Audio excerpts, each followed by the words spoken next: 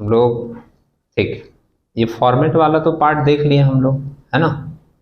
अभी एक कैलकुलेशन वाला पार्ट देख लेते हैं कि अगर कॉस्ट नहीं दिया रहेगा तो पहले हम लोगों को कॉस्ट निकालना पड़ेगा, वेट निकालना पड़ेगा, फिर हम लोग उसको फॉर्मूला वाले टाइप में भी दिखा सकते हैं, है ना।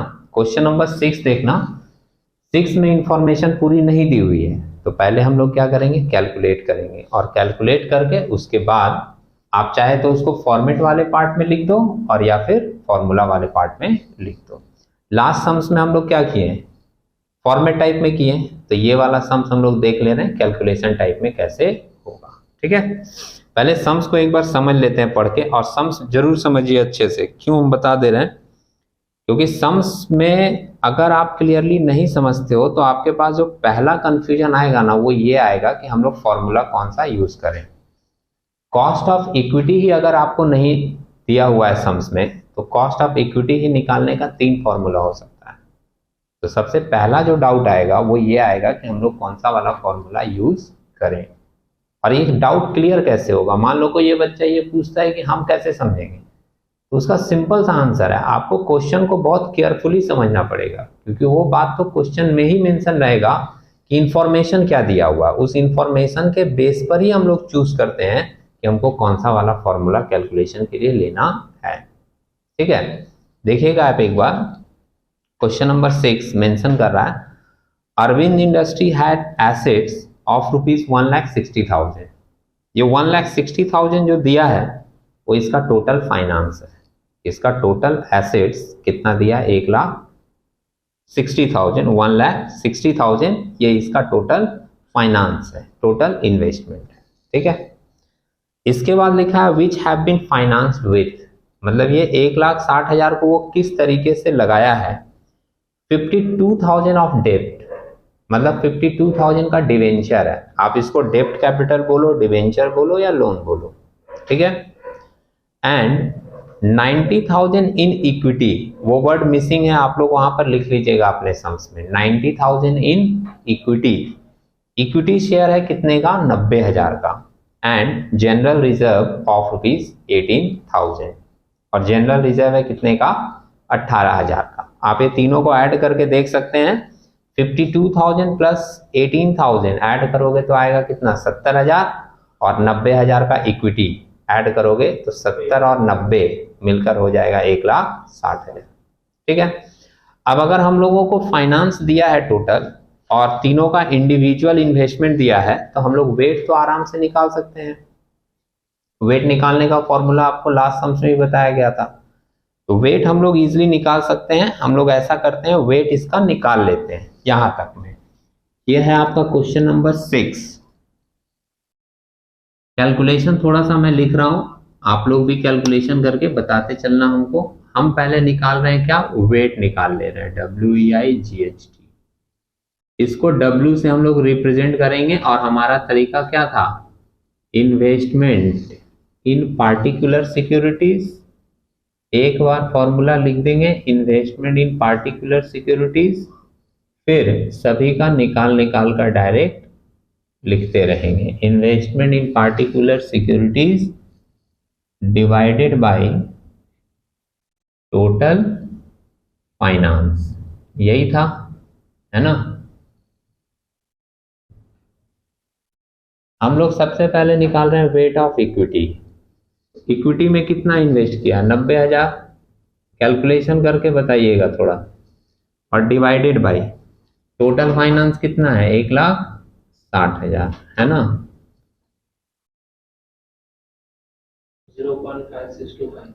0.5625, ये आ गया weight of equity. Weight of retain earning, retain earning में कितना, 18,000 है इन्वेस्टमेंट, डिवाइडेड बाय 1,60,000, 0.1125। और एक है हम लोगों का वेट ऑफ डेप्ट, है ना। डेप्ट में इन्वेस्टमेंट कितने की है, 52,000 की, डिवाइडेड बाय 1,60,000, 0.325, ये हम लोगों का आ गया वेट। ठीक है, अब सम्स को थोड़ा आगे देखिए पढ़ के, आगे मेंशन कर रहा है the firm total profit after interest and tax for the year ended 31 March 2016 were 13,500। मतलब ये बिजनेस का पूरा प्रॉफिट दिया after interest and tax, interest वगैरह टैक्स वगैरह काट के, इसको आप अर्निंग भी बोल सकते हो। कितना दिया? 13,005। ठीक है, आगे मेंशन कर रहा है it pays 8% interest on borrowed fund. ये इंटरेस्ट ऑन बोरोड फंड जो दिया है इसको हम लोग इंटरेस्ट ऑन डेब्ट बोल सकते हैं, और इंटरेस्ट ऑफ डेब्ट कितना दिया है? 8%, and it is in tax bracket of 50%, और 50% हम लोगों का दिया है टैक्स ब्रैकेट, मतलब टैक्स रेट। सिंपली लैंग्वेज वो बहुत सारा तरीके का बनाता है, लेकिन अगर आपकी चीजें पूरी क्लियर है ना तो आप काम का चीज वहां से आसानी से निकाल सकते हो कि लैंग्वेज वो कुछ भी बनाए, मेरे काम का ये चीज है, हमको ये लेना है। ठीक है, ये दोनों चीज अभी हम लोग किस लिए यूज करेंगे? केडी निकालने के लिए। आगे सम्स में देखना मेंशन कर रहा है it has 900 equity shares of 1000 each. 900 shares है इसके पास, और एक शेयर का फेस वैल्यू है 1000 रुपया, selling at A market price of 120 पर शेयर। 900 शेयर है, 1000 रुपया फेस वैल्यू है, लेकिन मार्केट में अभी वो सेल कितने में हो रहा है? 120 रुपया में। मतलब करंट मार्केट प्राइस कितनी दी हुई है? 120 रुपए। और लास्ट लाइन मेंशन किया what is the weighted average cost of capital. आपको निकालना है इसका weighted average cost of capital, या टोटल कॉस्ट ऑफ कैपिटल, या कंपोजिट कॉस्ट ऑफ कैपिटल, या इसको हम लोग बोलेंगे ओवरऑल कॉस्ट ऑफ कैपिटल। अब सम्स में देखो कंपेयर करके, पिछले सम्स में सबका कॉस्ट दिया था, वेट निकालना पड़ा था। इस सम्स में वेट तो सबका निकाले ही और कॉस्ट भी किसी का नहीं दिया है, तो हम लोगों को पहले सबका कॉस्ट भी निकालना पड़ेगा। एक एक करके निकालते हैं। सबसे पहले कॉस्ट निकालते हैं केडी का। अभी सुनना, यहाँ पर ध्यान से सुनिएगा। केडी निकालने के लिए आपको 2-3 फॉर्मूला बताए गए थे। रिडीम होगा तब क्या फॉर्मूला लगेगा, रिडेम्पशन में भी अगर फ्लोटेशन कॉस्ट है एंड फ्लोटेशन कॉस्ट भी टैक्स डिडक्टिबल है तो फॉर्मूला हमारा थोड़ा सा चेंज होगा। ये सब बातें थी, कब बताई गई थी? केडी के समय में। लेकिन ये जो दुनिया भर का बात आपको केडी के समय बताया गया था, इस सम्स में वो सारा इंफॉर्मेशन दिख रहा है क्या? जैसे कॉस्ट ऑफ डिवेंचर के बारे में ऐसा कुछ बोला है कि डिवेंचर अभी इतने में इशू हुआ, इतने साल के बाद इतने में रिडीम होगा, फ्लोटेशन कॉस्ट होगा, उस पर भी टैक्स लगेगा। ये दुनिया भर का प्रपंच गढ़ा है सम्स में? नहीं। तो इसका मतलब वो जो फॉर्मूला बताया गया इतना सारा केडी के लिए, वो वाला फॉर्मूला इस सम्स में नहीं लगेगा। केडी के लिए सिर्फ 2 इंफॉर्मेशन सम्स में दिया। एक इंटरेस्ट का रेट दिया था कितना परसेंट? 8%, और एक टैक्स रेट दिया है कितना? 50%। 50 है ना? हाँ, 2 ही इंफॉर्मेशन सम्स में दी हुई है। तो जब 2 इंफॉर्मेशन दी हुई है ना, तो हम लोग इसका एक सिंपल सा फॉर्मूला ये यूज कर लेते हैं, केडी इक्वल टू आई। और अभी पिछले सम्स में बोला गया था कि डिवेंचर एक टैक्स डिडक्टिबल आइटम है, 1 माइनस टैक्स होगा ही। तो सिंपल ये कितना आ जाएगा? इंटरेस्ट का रेट कितना दिया है सम्स में? 8%, और टैक्स रेट कितना है? 50%, है ना? तो ये आपका आ गया 4% केडी। ठीक है, साइड में थोड़ा सा नोटिफिकेशन हम लोग लिख देंगे कि where KD equal to cost of डेब्ट, आई इक्वल टू इंटरेस्ट, जो कि आपके सम्स में दिया है 8, और टी हमारा है टैक्स रेट, जो कि आपके सम्स में दिया है 50%। 1 के साथ कैलकुलेट करते हैं, इसलिए इसको डिवाइडेड बाय 100 करके 0.5 में ले लेना है। ठीक है, अब केई के लिए देखो, केई के लिए अर्निंग का एक फॉर्मूला है ई, मतलब earning per share divided by P0 into 100। आप बोलोगे यही वाला फॉर्मूला कैसे चूज किए और हमको कैसे पता चलेगा यही फॉर्मूला लेना है? केई के लिए दूसरा फॉर्मूला भी एक है, डिविडेंड ग्रोथ मॉडल बोलकर एक फॉर्मूला है, उसमें डिविडेंड और ग्रोथ को कंसिडर किया जाता है। कैपिटल एसेट्स प्राइसिंग मॉडल बोलकर एक फॉर्मूला है, जो लोग नहीं किए हैं उसका मैंने डिस्कशन बनाया है, आप लोग देख लीजिएगा। तो वो जितनी भी फॉर्मूलाज उसमें है, कैपिटल एसेट्स प्राइसिंग मॉडल या डिविडेंड ग्रोथ मॉडल, उसमें भी बहुत सारी बातें आती हैं। जब सम्स को अभी हम लोग पढ़े, हम लोग कहीं देखें कोई डिविडेंड का चर्चा किया? नहीं किया सम्स में। कोई ग्रोथ मॉडल का चर्चा किया? नहीं किया। कैपिटल एसेट प्राइसिंग मॉडल में risk free rate of return, market rate of return, ये सब की जरूरत पड़ती है। वो सब वर्ड आया सम्स में? नहीं आया। दैट मीन्स कि वो सब नहीं लगेगा। किसका चर्चा हुआ था? अर्निंग पर शेयर का चर्चा हुआ था। ठीक है, अर्निंग। और किसका चर्चा हुआ था? करंट मार्केट प्राइस का चर्चा हुआ था, सम्स में हुआ था।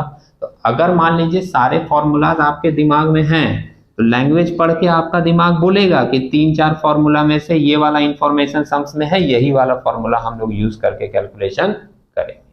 समझ रहे मेरी बात? अब यहां पर एक बार देखिए, केई का मतलब तो आपका हो गया कॉस्ट ऑफ इक्विटी, जो कि आपको निकालना है। जो निकालना रहेगा वहां हम लोग क्वेश्चन मार्क दे देंगे। ठीक है। ई हम लोगों का इंडिकेट कर रहा है अर्निंग पर शेयर। आप बोलो अर्निंग पर शेयर निकाल सकते हैं कि नहीं भाई? बिल्कुल निकाल सकते हैं। अर्निंग सम्स में दिया है 13,500, लिखिए कैलकुलेटर में 13,500 अर्निंग दिया है हम लोगों का, दिया था कि नहीं? और शेयर्स कितना दिया था? 900 शेयर्स, डिवाइडेड बाई 900 कर दीजिए। दिखा? तो एक शेयर पे कितनी कमाई हो गई? 15 रुपए की। P0 हमारा इंडिकेट करता है करंट मार्केट प्राइस। क्या इंडिकेट करता है? Current market price. और जो लोग भूल गए हैं उनको हम एक बार बोलकर याद दिला दें, अगर सम्स में फ्लोटेशन कॉस्ट होता है तो वो करंट प्राइस से ही माइनस करके लेना पड़ता है। सुने? पहले भी कई बार बोले हैं, करवाए हैं कि अगर सम्स में फ्लोटेशन कॉस्ट रहेगा तो फ्लोटेशन कॉस्ट को भी हम लोग किसके साथ एडजस्ट करके लेते हैं? मार्केट प्राइस के साथ। सम्स में देखो फिर से मार्केट प्राइस 120 दिया है और फ्लोटेशन कॉस्ट कुछ सम्स में है नहीं, तो P0 हम लोगों का कितना रहेगा? 120। अब जरा कैलकुलेशन करके बताना। ई हम लोग निकाल लिए 15 डिवाइडेड बाई P0 120 इंटू 100, कितना आ गया? ये आ गया हम लोगों का 12.5%। ठीक है। अब एक बात सुनिए, रिजर्व के बारे में सुनिए। रिजर्व के बारे में, ये तो वेट यहां पर निकाले थे ना, इसके बारे में समझना। एक कॉन्सेप्चुअल बात है, कॉन्सेप्चुअल बात है। कंपनी का ओनर किसको माना जाता है? इक्विटी शेयर होल्डर को। ठीक है। तो जो कंपनी का फंड होगा, रिजर्व होगा, उस पर किसका अधिकार होगा? ओनर का ही अधिकार होगा। तो इसलिए जो कॉस्ट ऑफ इक्विटी निकलता है वही कॉस्ट ऑफ रिटेन अर्निंग भी लिया जाता है। बस एक यहां पे थोड़ा सा ध्यान में रखना होगा कि अगर मान लीजिए कोई भी मार्जिनल टैक्स रेट है, मार्जिनल टैक्स रेट जो एक एडिशनल टैक्स अप्लाई होता है रिजर्व के ऊपर, तो अगर मान लीजिए सम्स में मार्जिनल टैक्स रेट, एक वर्ड ध्यान में रखिएगा, मार्जिनल टैक्स रेट, वो नॉर्मल टैक्स जो सम्स में दिया वो नहीं, मार्जिनल टैक्स अलग चीज होती है। अगर सम्स में मार्जिनल टैक्स रेट है तो ये फिगर चेंज होगा, और अगर सम्स में मार्जिनल टैक्स रेट नहीं है तो जो आपका कॉस्ट ऑफ इक्विटी आएगा वही आपका कॉस्ट ऑफ रिजर्व भी लिया जाएगा। क्यों लिया जाता है ऐसा? क्योंकि इक्विटी जो कंपनी के ओनर हैं उन्हीं का अधिकार किसके ऊपर होता है? कंपनी के रिजर्व के ऊपर। समझ रहे हैं? तो जो कॉस्ट ऑफ इक्विटी आता है वही हम लोग लेते हैं कॉस्ट ऑफ रिजर्व के ऊपर भी, अगर सम्स में कुछ एडिशनल बातें इससे रिलेटेड नहीं लिखी हुई हैं तो। ठीक है। तो हम लोग यहां पर सिंपली एक लाइन लिखेंगे कि since there is no marginal tax, marginal tax, hence KE equal to KR equal to 12.5%। ठीक है। अगर मार्जिनल टैक्स रहता तो KR के लिए हम लोग फॉर्मूला थोड़ा सा चेंज कर देते, वो मार्जिनल टैक्स भी क्या होता इसके ऊपर अप्लाई हो जाता। ठीक है। आपके मन में आएगा कैसे अप्लाई होगा, तो ये एडजस्टमेंट मैंने क्वेश्चन नंबर 4 में करवाया है। जो लोग किए होंगे उनको याद होगा, और जो लोग नहीं किए होंगे एक बार देख लीजिएगा, आपको वो मार्जिनल टैक्स रेट वाला एडजस्टमेंट KR के ऊपर समझ में आ जाए। ठीक है। अभी हम लोग क्या किए? वेट निकाल लिए सबका, कॉस्ट निकालनी है सबका। अब हम लोग क्या करें, इसको चाहें तो इस फॉर्मेट बना के भी लिख सकते हैं, लेकिन अब इतना फॉर्मेट क्यों बनाएं? जब हमको ये पता है तो हम लोग सिंपली ये फॉर्मूला लिखेंगे और वहां पर कैलकुलेशन करके दिखा देंगे। ठीक है, तो फॉर्मूला में ही इसको पुट करके हम लोग कैलकुलेशन करते हैं। थोड़ा कैलकुलेशन आप लोग क्या कीजिएगा, हमको बताइएगा। इसके नीचे जस्ट आप लोग लिखिएगा केओ। केओ हम लोग का रिप्रेजेंट करता है ओवरऑल कॉस्ट ऑफ कैपिटल। और देखिएगा जरा यहाँ पर केई के जगह हम लोग कितना लिखेंगे, 12.5।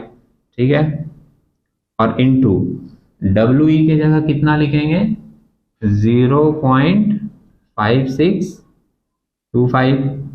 ठीक है, प्लस प्रेफरेंस शेयर वाला एरिया तो है नहीं, सम्स में तो हमारा है नहीं प्रेफरेंस शेयर, तो नील लिख दिए।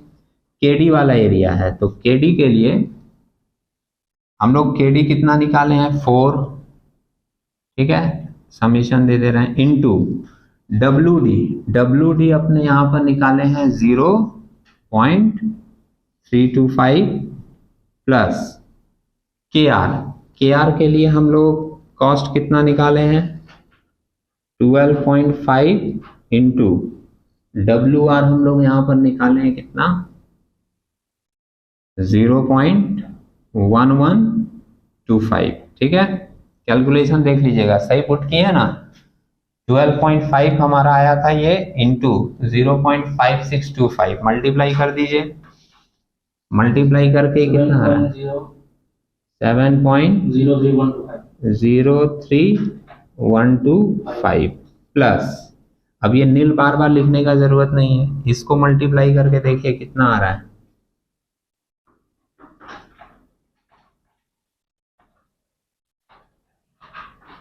1.3।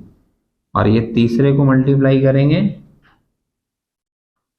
1.40625। ये बार बार समीशन देने का भी जरूरत नहीं है, समेशन का साइन स्टार्टिंग में देती हैं तो भी इनफ है। अब इन तीनों को जोड़कर देख लीजिए कितना आ रहा है आपका,